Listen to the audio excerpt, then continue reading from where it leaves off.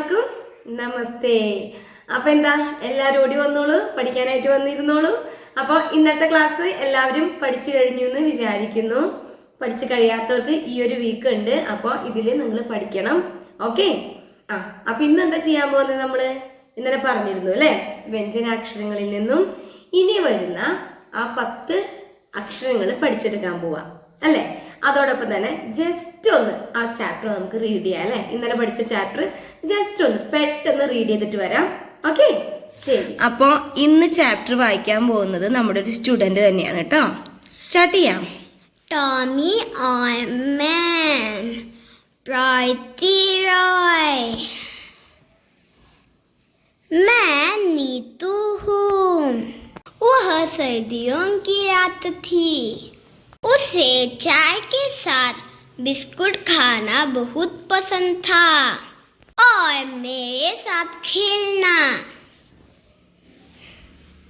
पंखे के नीचे सोना और किताब पढ़ना.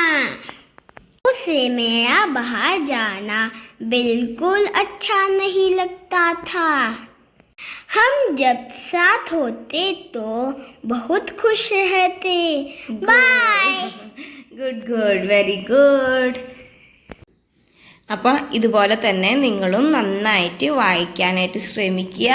ഇപ്പോൾ വായിച്ചത് 5th സ്റ്റാൻഡേർഡിലെ സ്റ്റുഡൻ്റ് അല്ല കേട്ടോ, 3rd സ്റ്റാൻഡേർഡിലെ സ്റ്റുഡൻ്റ് ആണ്. അപ്പോൾ ഇത്ര ചെറിയ കുട്ടികൾക്ക് നല്ല ഫ്ലുവൻ്റ് ആയിട്ട് ഹിന്ദി വായിക്കാൻ പറ്റും. അതുകൊണ്ടാണ് ടീച്ചർ പറയണേ, നന്നായിട്ട് ടീച്ചർ പറയുന്നത് പോലെ തന്നെ. സ്റ്റുഡൻ്റ് എന്ന് പറഞ്ഞ ടീച്ചറിൻ്റെ മോനാണ് കേട്ടോ. പേരെന്താണ്? എയ്തൻ. ഓക്കെ. ഇനി എന്താ, ഇനി നമ്മുടെ വ്യഞ്ജനാക്ഷരങ്ങൾ സ്റ്റാർട്ട് ചെയ്യാം. അതിന് മുപ്പാടെ ഇന്നലെ എന്തൊക്കെയാ പഠിച്ചത്? 5 അക്ഷരങ്ങൾ പഠിച്ചില്ലേ? ഒന്ന് വേഗം പറഞ്ഞേ. കസേ കമൽ, ഖാസേ ഖർഗോഷ്, ഗാസേ ഗംല, ഘാസേ ഗർ, ങ കാലി അല്ലേ? ശരി. അപ്പൊ ഇനി അങ്ങോട്ട് അടുത്ത 10 വ്യഞ്ജനാക്ഷരങ്ങൾ ഇന്ന് ടീച്ചർ പഠിപ്പിക്കാൻ പോവാ കേട്ടോ. ഇന്ന് നമ്മൾ പഠിക്കാൻ പോകുന്ന അക്ഷരങ്ങൾ ച, ച, ജ, ജ, ഞ അല്ലേ. അപ്പോൾ ച എങ്ങനെ എഴുതുന്നേ? ദാ ഇങ്ങനെയാണ് കേട്ടോ. ദാ ഇതുപോലെ. ഓക്കെ. ചാസേ ചമച്ച്, ചാസേ ചമച്ച്. ചമച്ച് എന്ന് പറഞ്ഞാൽ സ്പൂണാണ്. ചമച്ച് ഇങ്ങനെ തന്നെ പറഞ്ഞ് പഠിക്കണം കേട്ടോ.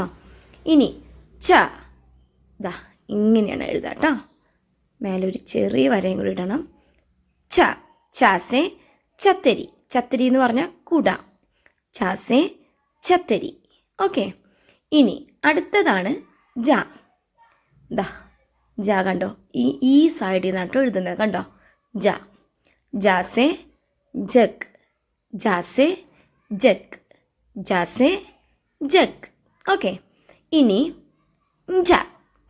അല്ല ജാൻസി, ആ ജായല്ലേ. അപ്പോൾ എന്നാ വരാം.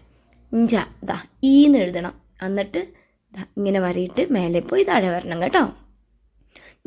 ജാസേ ജണ്ട, ജാസേ ജണ്ട. മനസ്സിലാവുന്നുണ്ടോ? ഡിഫറൻസ് മനസ്സിലാവുന്നുണ്ടോ നിങ്ങൾക്ക്?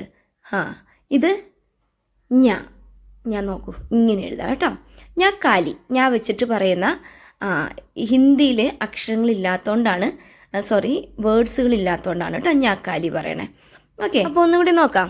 ചാസേ ചമച്ച്, ചാസേ ചത്തരി, ജാസേ ജഗ്, ജാസേ ജഗ്. ഓക്കെ. ജാസേ ജണ്ട, ജാസേ ജണ്ട. ഞാ കാലി.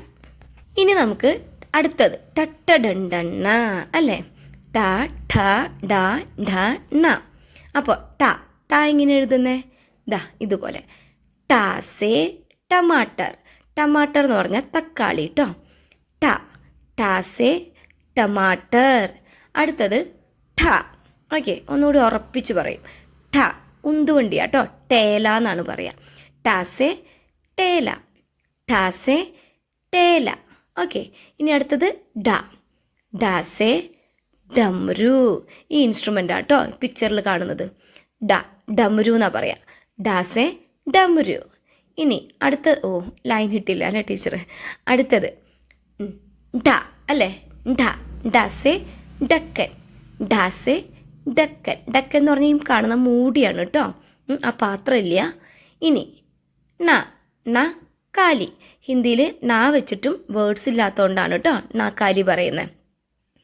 ടാസെ ടമാട്ടർ, ടാസെ ടമാട്ടർ. ഠാസെ ടേല, ഠാസെ ടേല. ഡാസെ ഡമരു, ഡാസെ ഡമരു. ഡാസെ ഡക്കൻ, ഢാസെ ഡക്കൻ. നക്കാലി. ഓക്കെ, എല്ലാവർക്കും ക്ലിയർ ആയില്ലേ? ഇതുപോലെ തന്നെ വീട്ടിലിരുന്ന് നിങ്ങൾ എഴുതി പഠിക്കുക, നല്ല പോലെ ബൈഹാർട്ട് ചെയ്യുക. ഇനി നമുക്ക് അടുത്ത ക്ലാസ്സിൽ സാറ്റർഡേ സൺഡേ കാണാം കേട്ടോ. അപ്പൊ ശരി, ബൈ.